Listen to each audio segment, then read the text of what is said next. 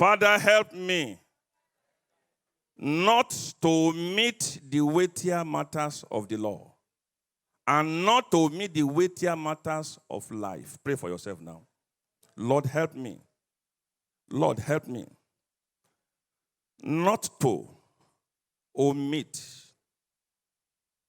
the weightier matters of life. Weighty matters are always omitted. They are not committed. I have not committed A, B, C, D, F, G, H, I, J, K, and then you are happy. That's not the end of the story. You might not commit, but you can omit. Lord, the things which are important in life, help me not to omit them. But they have omitted the weightier matters of the law.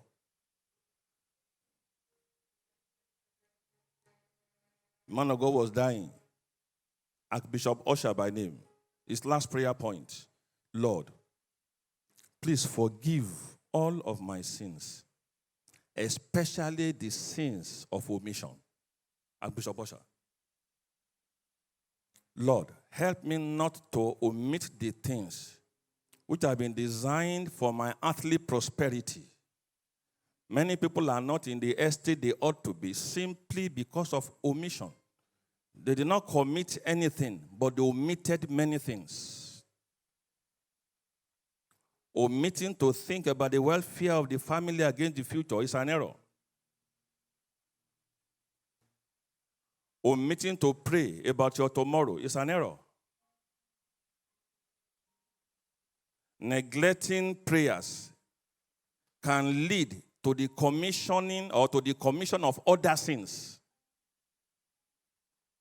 Origen only failed to pray in the morning, and before the day was ended, he became a celebrated idolater. A thing he had never imagined in his life because of his status. One of the fathers of modern Christianity was Origen. The books he wrote was where the Bible was obtained, the translations. He wrote it into Greek from Aramaic.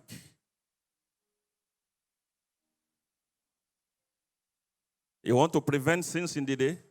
It begins by praying that you will not go into temptation. Pray that you enter not into temptation. Temptation is not yet sin, but it's the first step towards sin. So you pray against temptation, and effectively you also handle the sin that could have been in the day. Oh, the making of some sin can be so rapid. You can wake up today as a spiritual giant, and before the day runs out, you are wondering the type of human being you have become. Pray that you will not be a surprise to yourself in the negative term. David, the man of God, the sweet psalmist of Israel, look at what he became.